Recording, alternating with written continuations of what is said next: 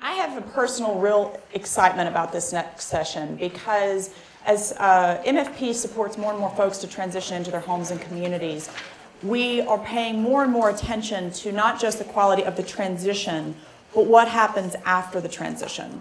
And as Monica mentioned this morning, the importance of not just surviving, but thriving. And we know that from across the different transition initiatives and across the different disability populations, somehow work and employment is a tough nut to crack. Is there anybody who would agree with that? It's a difficult dynamic to support people in figuring out how to best navigate the system in understanding how they can potentially go back to work. And yet that is obviously, those of us who are in this room are here during our work time.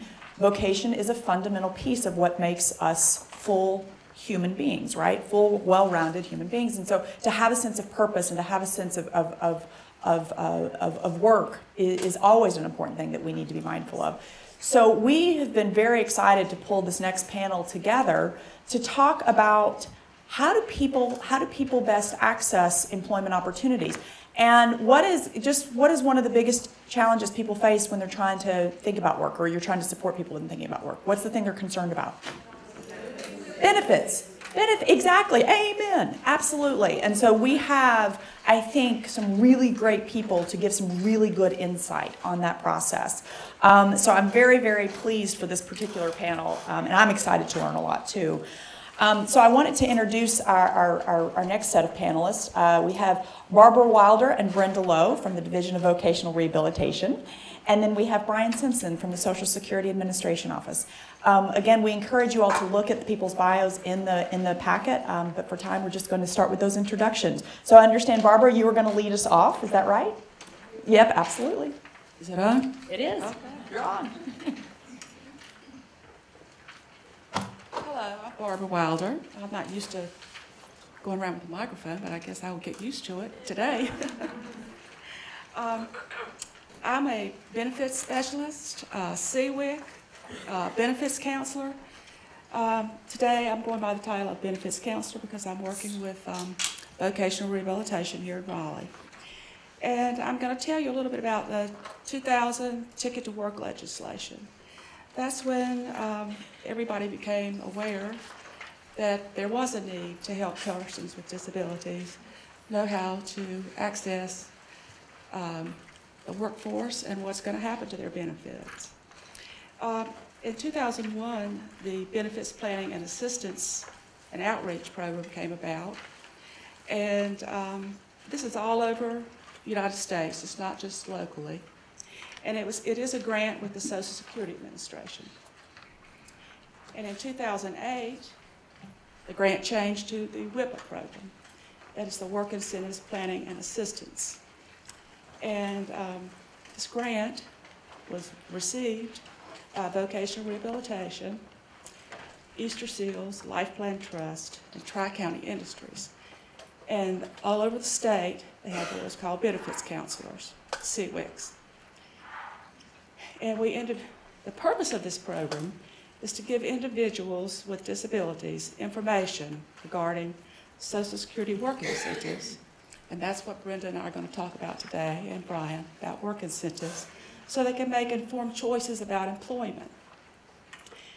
How many times do you hear, I can't go to work, my check's going to be cut off? I'm going to lose my Medicaid. John down the street, he gets his check at a different time, but he can work and it doesn't bother his check. There are two types of Social Security disability, SSI, as Social Security Disability Insurance, and that's what we're going to talk about today. But what I wanted to let you know is that this grant is got to be renewed, and this is going to happen the 1st of August. So we're sort of like nervous about who's going to get this grant this time. VR's hoping to get it, but we don't, and Tri-County Industries, hopefully, probably they want to get it. And there's some other people in the mix, so we're just going to have to wait and see. But the program is going to continue, and let's hope we get good providers. So Brenda is going to talk about SSDI.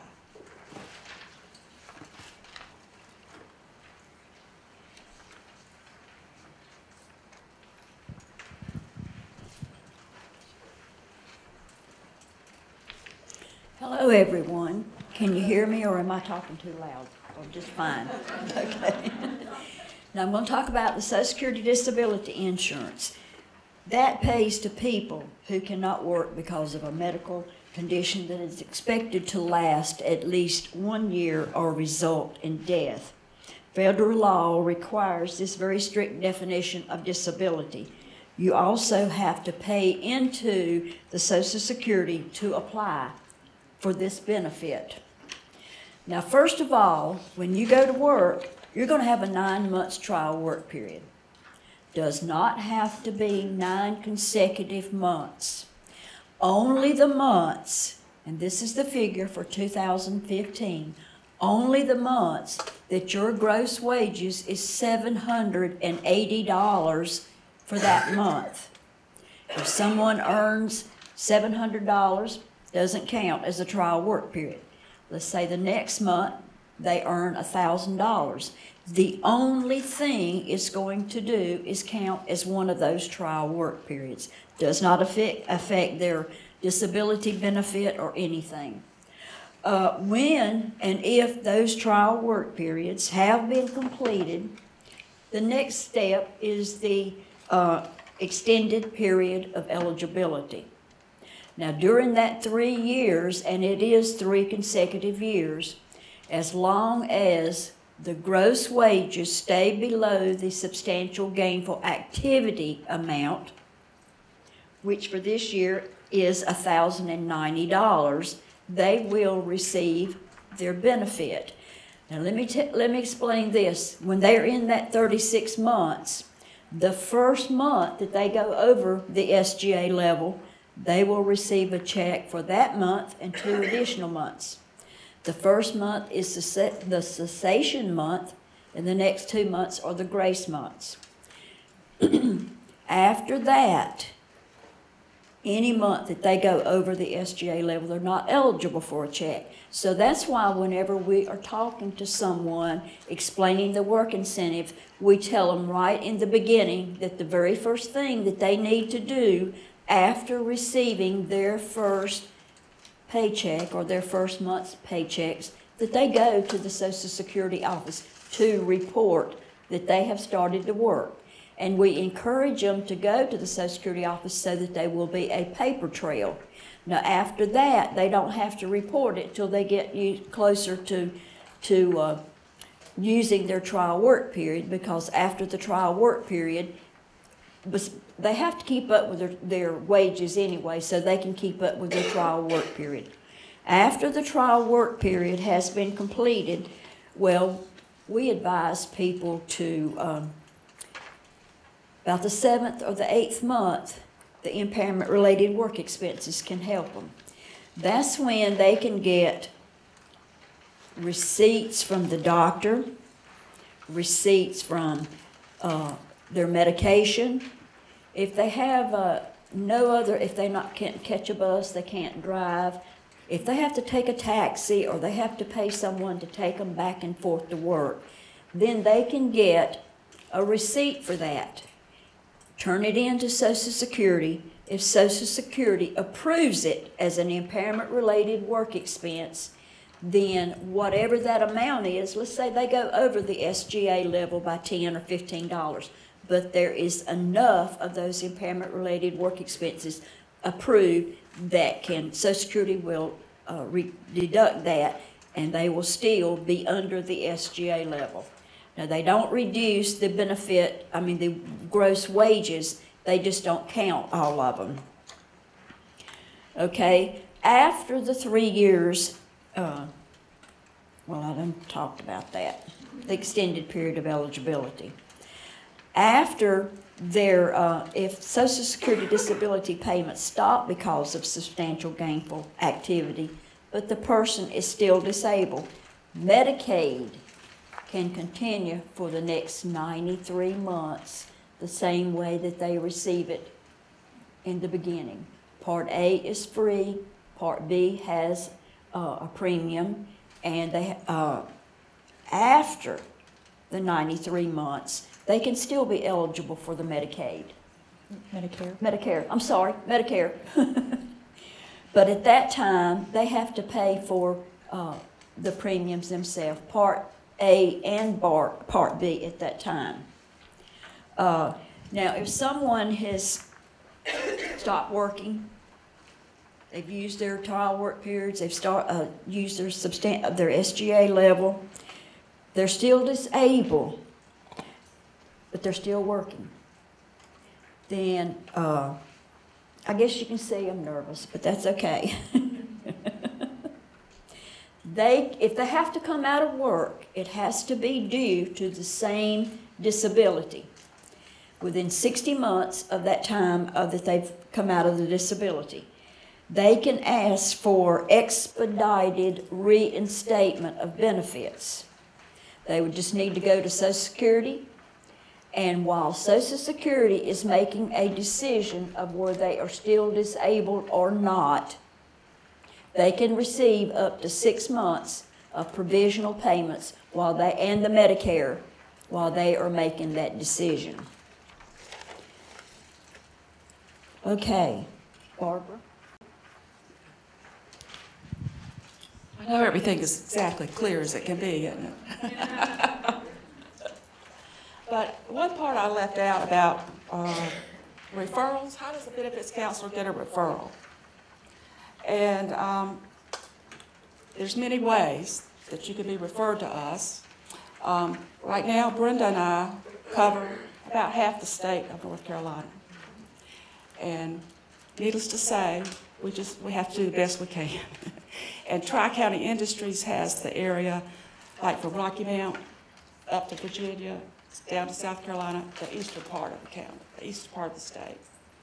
But our referrals come through our community partners that are like job coaches, agencies that have employment programs, and they have a client that wants to go to work but needs to know about their individual situation. And a lot of our contacts are by phone conference, sometimes one-on-one, and we get some of our referrals from vocational rehabilitation. And then Social Security Administration has a Ticket to Work call center, and that keeps us busy with referrals.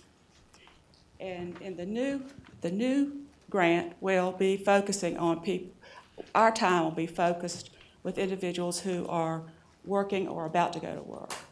And anyone that just wants general information, they would go through probably the Ticket to Work hotline. So that's going to change a little bit when August comes about. So that's sort of how we get all our referrals, and I'm sorry I forgot to tell you that at the beginning. But I'm going to talk to you about SSI. And this is a program for individuals who are disabled and they have no income, limited income and resources.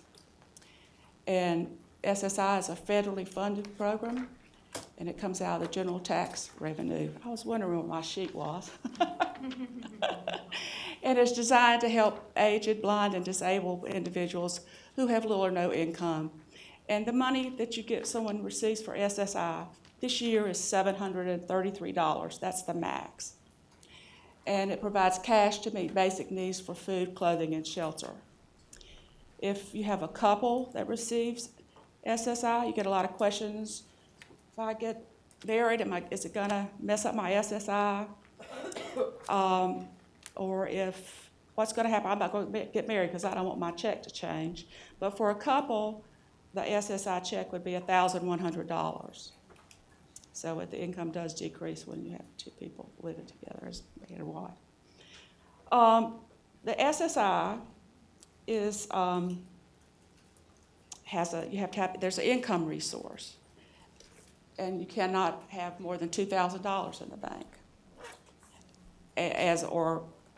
or insurance that can be cash. You can get $2,000. This is the amount that has been forever.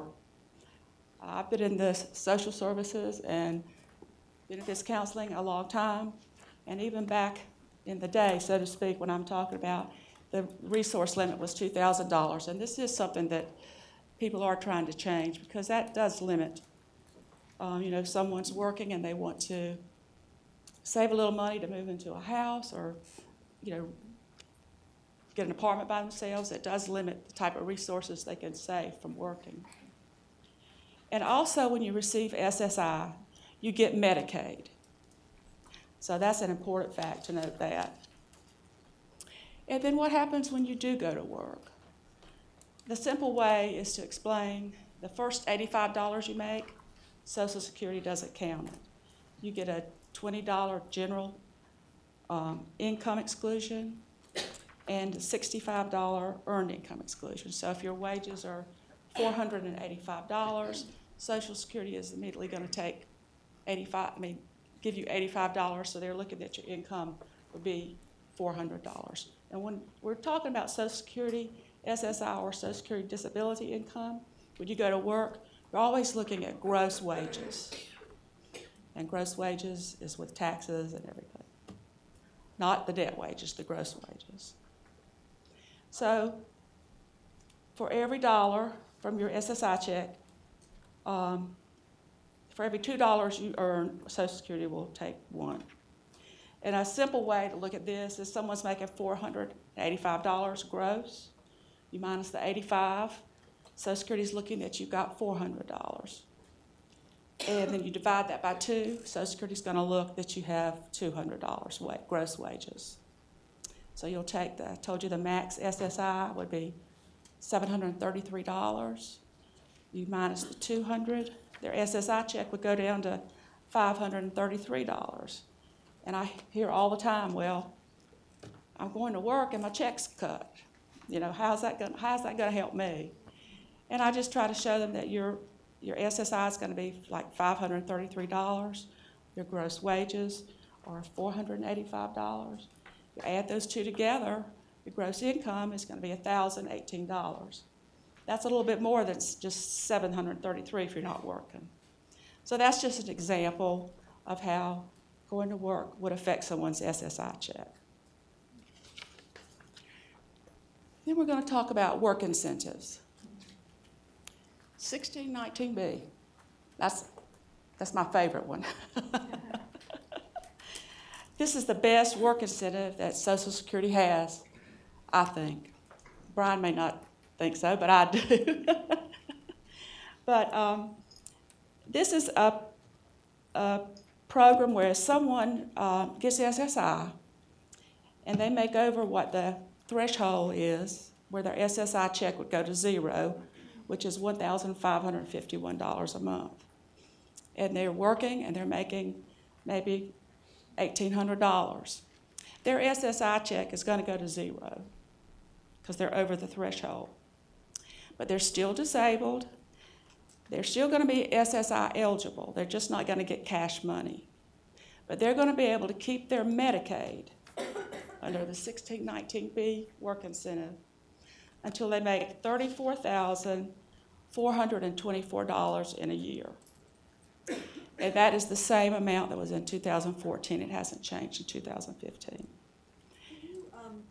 There was a lot of information in that one sentence. So, Hold on a second. So the 1,155, that's, at that point, they don't get a cash benefit, is that right? That if they're working, If they're working and they their make income that is much. over $1,551. That's the threshold amount. Okay, thank you. And just as a reassurance for everybody, this is one of those sessions where you're like, oh, wow, this is a lot of technical information. And you're going to have a much greater appreciation for what these wonderful women do. At the end of the day, just know that your role is to become oriented and to start becoming curious, to ask future questions and to know where to get future answers. So please do not feel like you have to become an expert on these right now. And then the other thing is I'd actually forgot to say the panel has asked that we hold questions till the end. So no, that was my fault. So we'll hold the rest of the questions. But this is why I think this is the best work incentive, because someone can work, they can still be SSI eligible, and still keep Medicaid. And a lot of individuals have problems and issues that they have to have Medicaid. And this work incentive allows them to keep the Medicaid. I'm going to briefly go over the impairment-related work expense. Brenda talked about that. But this is how you can use an expense to bring down your expenses. Social Security looks at someone who needs assistance with transportation, and if someone has a modified vehicle and they want to get gas money or gas mileage, they can. Employment services, sometimes people might have to pay for a job coach or something on their job. They could take that amount of money they have to pay themselves and use that for an impairment-related work expense. And an impairment-related work expense is something that you do have to ask Social Security if you're eligible for. You have to have medical documentation, and Social Security decides whether you're eligible to get an impairment-related work expense. 1619B is like sort of automatic if you're working and Social Security knows about it. Then there's a blind work expense. That's someone's primary diagnosis must be blindness. And work expenses can be deducted from countable earned income. And people who are visually impaired, they may have a dog, service dog, and the dog has to go to the vet, has to be washed. There are other things they may need to help them work that they have to pay for out of their pocket. This would be what would be considered a blind work expense. Then there's another, this is a student earned income exclusion. And I worked in Eastern North Carolina for many years as a benefits specialist. And this is the type of situation where someone gets SSI, and their SSI check goes to pay for most of the rent or the household expenses. And a child's grandmother or mother, if anything's going to happen to that check, that's going to affect where they're going to live. So there was a lot of barriers and just lack of information when talking with parents whose children are disabled and they were wanting to work. And this is for individuals who attend school, age 14 to 22. And attending school means regularly attending school, and they can be like homeschooled, or they're sick and then a teacher comes into the house, or they go to college or community college somewhere. This work exclusion can be used also. And what it means is someone can make $1,780. I'm sorry, that's the 214 amount. I changed everything, sent it in, and it came out 2014. And I don't know what I did wrong, so I think I might need some of that technical assistance back there. But anyhow, the earnings, if a student earns $1,780 or less each month, their SSI check's not going to change. It's going to stay at $733. And they don't do this little calculation that I talked about earlier. And a child can make or $7,180 in a year, and that income would be excluded, and they would still get a full SSI check. And a student can use other SSI work incentives also. Just because you use one doesn't mean you can't use the other. And in a lot of situations, you're going to come across, you're trying to figure out, well, how is it going to help my client, what y'all do? Every case is different. We're just going to try to give you some basic information so you'll know how to ask the right questions when you go to Social Security and also how to access some of us. There's another work incentive. It's called a PASS plan. It's Plan to Achieve Self-Support. And this is a plan that you have to have a work goal in mind. It has to be time limited. It has to be approved by Social Security.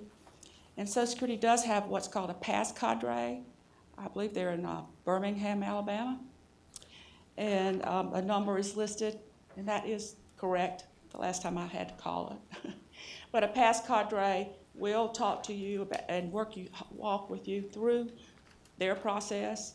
We will also work with someone to help them facilitate a pass if they need to. And the purpose of a pass plan is like you're saving money to go to college. And if you get SSI, you have to be working, and you have to put your money that's approved in the pass plan in a specific bank account just for your pass money. And it will help you meet some of your college expenses, maybe books, transportation to and from school. Each case is different, so these are just some examples. And when you finish college, they expect you to meet your goals and eventually get off of disability. So, but this is a good program. It does help individuals in many ways to set aside money for major purposes. And like I said, you have to have specific time frames. It has to be for an occupational goal. And that's sort of about it about work incentives. That's like down and dirty and quick. And I understand Brian has a table outside with material on it. And we brought some, this is a little sheet of paper. It's called SSI, SSDI, Frequently Asked Questions. And I'm going to put that on the table out there because it's just something you can keep at your desk or somewhere. And if you know how much is SSI, somebody asks you, you'd be able to access it. And I hope it would be helpful. Also, I'm going to the car in a little bit and bring out the 2015, I don't know if any of you have seen this, 2015 Red Books. They are online with Social Security. And I'm going to go get some of those to put out with Brian's information. Thank you very much. I am going to ask a quick question while we're getting Brian's presentation set up. A transition coordinator is sitting with a person and they're going through a transition plan and they're thinking about what a person may want to do upon transition, or a case manager or a discharge planner. And the person has anxieties. They want to know kind of how the benefit, or he or she wants to know how the benefit's going to be impacted. What is the single best number for the transition coordinator to know? I don't mean the actual number, but where do we need to go? Where do they need to be sent? That's a good question. Mike? No, I'm trying to think. What number would you? Well, the counties that we cover, I'm sorry. The counties that we cover, they have our phone numbers to where they can contact us. When we send out an email to all of our counties, and in that email is our phone number and our fax number. Okay, Wake County number. I'll give you by Wayne Howell's number since he's not here. It is 919-855-3587. And I better give you my number too, but if you're not in my county, I'll have to refer you to somebody. But my number is 919-855-3581. And in my counties, it's 336-570-6855. And also, Where would be a good place for us to know which counties are covered by whom, and is there a good resource? it's going to change probably in a couple of months. Okay. So that we're in transition too ourselves about that. Okay. But we do have that information. I believe it's online, maybe with VR. It's a video. Yes, but also ssa.gov, if you go to the program Ticket to Work and you want to know who your benefits counselor is, it's also on that. Okay. And there's the Ticket to Work hotline number also that would be on that website. And I'm located in Burlington in the VR office. So if we got the people's numbers out for the VR offices and got that information out and said, if you need to talk to somebody about benefits counseling, call your local VR office. That's what you would suggest. And benefits counselors, the vocational rehabilitation counselors make referrals to us also when someone talks to them. Okay. So Trish, as the note taker for the moment, I'm going to just make a note that we will have this on the Learning Community website, kind of sort this out for all of you, so that you know, when this situation comes up, you can reference that and see what number to call. All right, thank you. I am well aware that I'm the only thing standing between you and your lunch in 22 minutes. We will see if we can get done in 20. How about that? And I'm sorry you're stuck with me today. We have a specialist in the State Director's Office of Social Security who is what we call the Area Work Incentives Coordinator. And he is the person for the whole state who deals with the work incentive issues that you just saw in the previous presentation all day long. He's trained in depth on all the real detailed specifics of those programs for SSDI and SSI. He asked me if I could fill in for him today. I do public affairs. I usually do retirement workshops, not a lot of disability ones because Randy does those. But Randy had a very important conflict on his schedule. His daughter is graduating from preschool today. And I told him, my daughter's 8, and I still remember the preschool graduation. It'll be hard to top that. So I told him, you don't want to miss that. So sorry you're stuck with me today, but we will do our best, right? In your binder, you've got a variety of materials. You have a whole section of it that has some publications that I sent in. And I know I can tell you information for the next 20 minutes about Social Security, and your brain's already full. A lot of this information is easier to read through.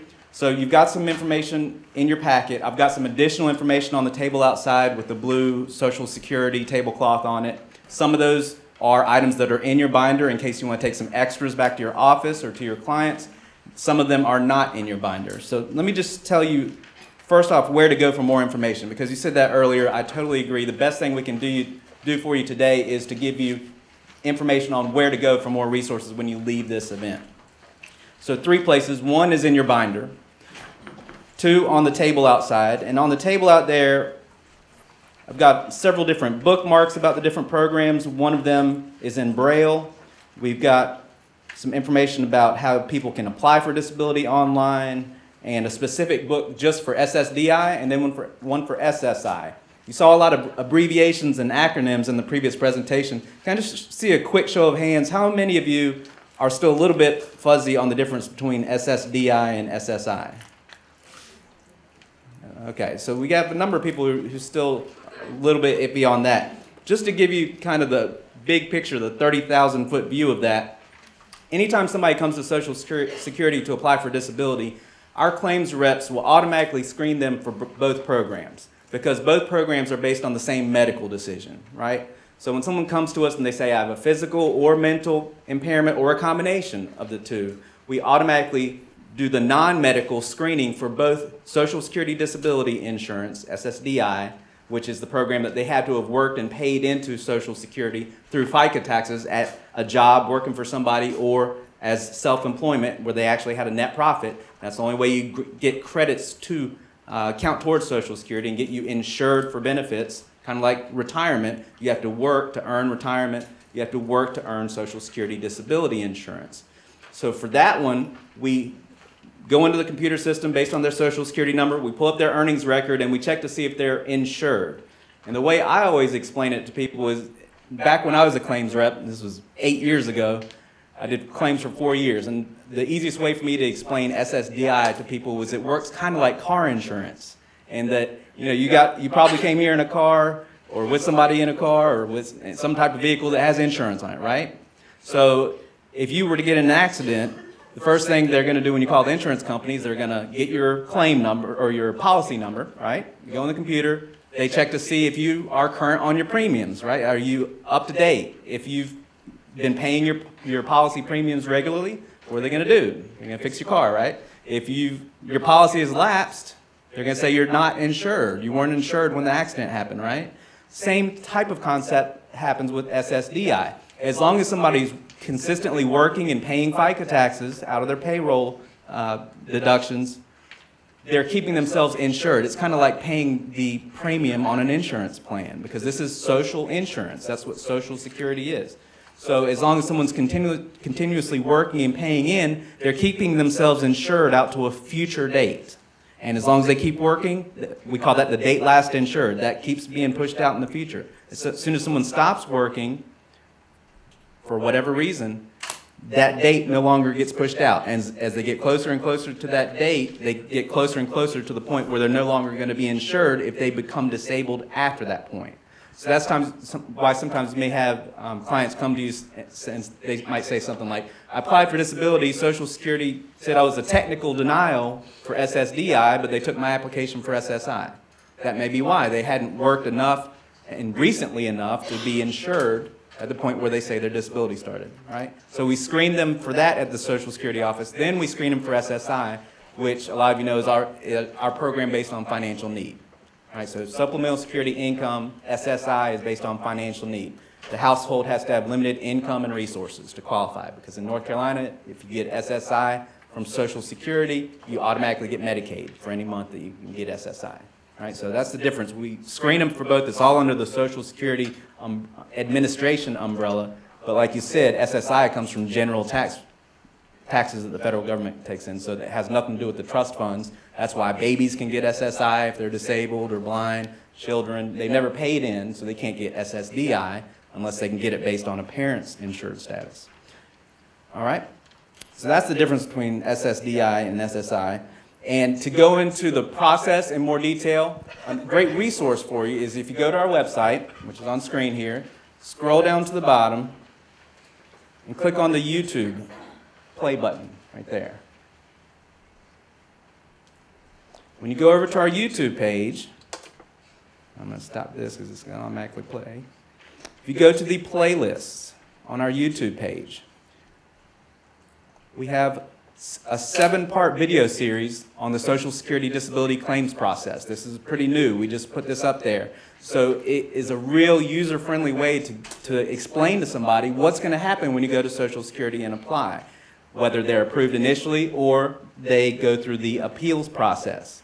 And then when is it actually the end of a claim where somebody has been denied but they still feel like they're disabled, they want to continue to pursue it, when is that claim ended, and when they contact us the next time it's actually a new claim.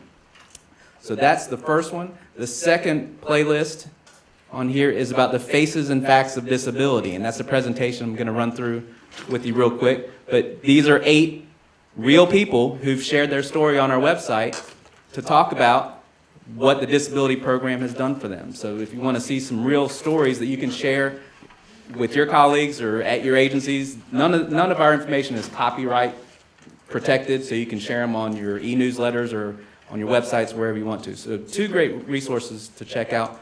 Also, what's on the bookmarks outside is this website, ssa.gov/work, or socialsecurity.gov/work. ssa.gov or socialsecurity.gov will take you to the same place. And this talks about information both for the beneficiary and for the service providers. So if you haven't been there, that's a real good one to check out.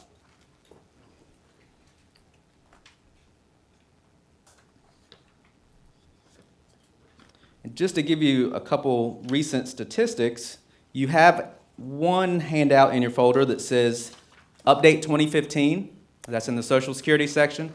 On the front of this, the bottom half is all about earnings limits. The very bottom of it talks about the current earnings limits for Social Security, and it talks about what you discussed in the previous presentation about what counts as a trial work period month. And then you flip over to the back, it's got the 2015 figures for SSI, for individuals and couples. Sometimes the husband and wife are both on SSI, so there's a cap on how much that household can receive. And it talks about the income and resource limits for them. So that's on the one that says Update 2015.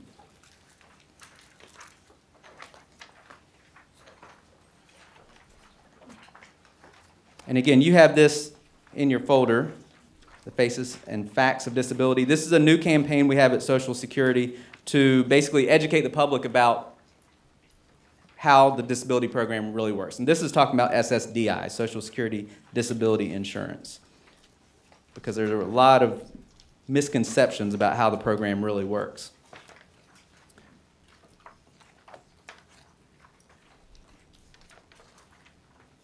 And this is real short and sweet. So first off, the website for this campaign is ssa.gov/disabilityfacts. If you go to that site, you can actually access this presentation. You can access a fact sheet that you can print out that has basically the notes to this presentation in case you want to incorporate it into any of the training sessions that you do at your office. If you want to do a staff meeting for your office where you give this information to your colleagues or to beneficiaries, you're welcome to do that. Also, it's got all kinds of other information on there, infographics that you can use on your website, pre-packaged tweets and Facebook posts, all kinds of things to help make it easy for you to share this information with others.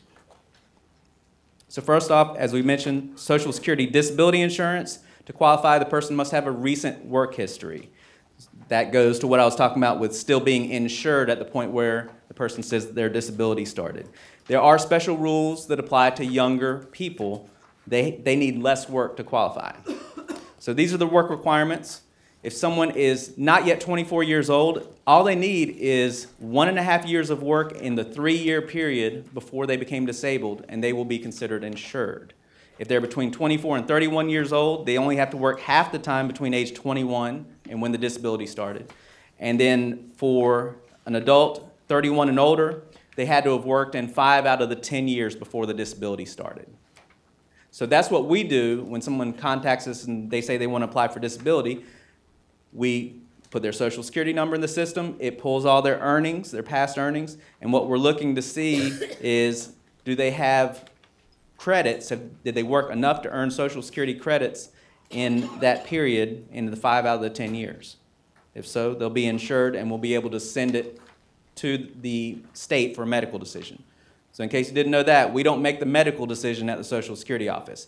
Every state has a medical office, the Disability Determination Service. We send it to them to do the medical part. They send a letter to your client and then also notify us of whether they approved it or denied it. So people come to us to apply and fill out the medical release forms. We send everything to the state agency to do the medical part. Once the person finds out whether they've been approved or denied, if they want to file an appeal, they do that through us.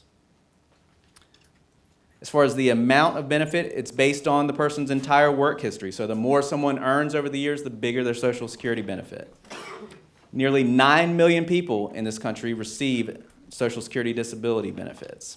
And just to give you a snapshot on that, I did see that right now as of December 2014, there were 8.9 million disabled workers as of this past December, and the total benefit amount was $10.4 billion. The average disabled worker's benefit is $1,165 a month. A disabled worker with a spouse and 1 or more children, this is an interesting statistic here, a disabled worker with a spouse and 1 or more children, the average benefit is $1,976, so just under $2,000. That's when you add in the dependent benefits. It is a very diverse group of people who receive disability. Again, it can be a physical condition, a mental condition, or a combination of the two. As you can see here, a couple statistics, 31.4% of disabled worker beneficiaries and 35.2% of all disabled beneficiaries are getting benefits based on significant intellectual disabilities or severe illness. And there's also sensory disabilities. You can see the statistics there, 9.3% of disabled workers are receiving benefits based on nervous system and sense organ impairments. And then for physical disabilities, you see there, 30.5% of disabled workers are receiving benefits based on musculoskeletal and connective tissue diseases. Now, if you want to figure out what the state agency, what criteria that medical examiner is using when they evaluate your client's case for the medical part, kind of like we have the red book for work incentives, we have what's called the blue book, which they used to print out. It's a big, thick book with a blue cover. Now it's online. If you go to the Social Security website and just type in blue book, it'll be the first one that comes up. The actual name is, I think, a guide to disability evaluation under Social Security, something like that. But the blue book breaks it down into all the different types of impairments.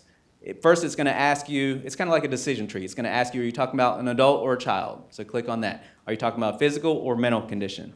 Click on that, and you just keep drilling down until you get to the specific diagnosis that your client has, and then it's basically like a checklist. You can see exactly what criteria the medical examiner is looking for in those medical records based on that condition. Okay? Some more data here. 1 in 5 beneficiaries are male. 1 in 7 females die within 5 years of receiving benefits. So it is a program for severe disabilities. Social Security does not have any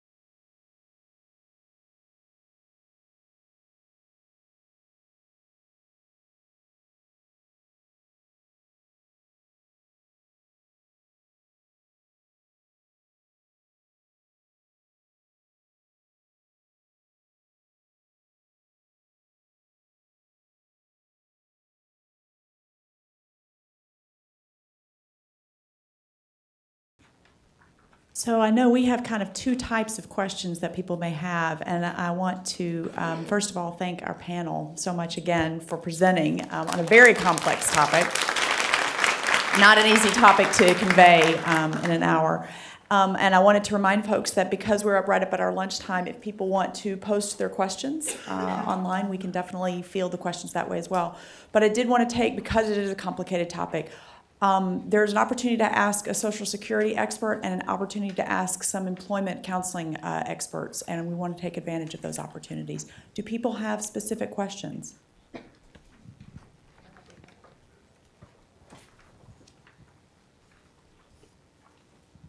So this is not a work-related, this is pertaining to transitions.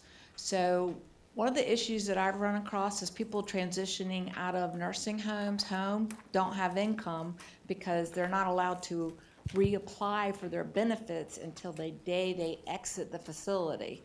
And that leaves them without income for a good period of time. Is there any way to make this happen that I may not be aware of? Because we've been told they can't apply for their benefits until they've exited. Of course, they're already obtaining bills very quickly once they leave the nursing home. Do you know that? I don't know the answer to that one, but I did want to show you how to find Randy's contact information on here.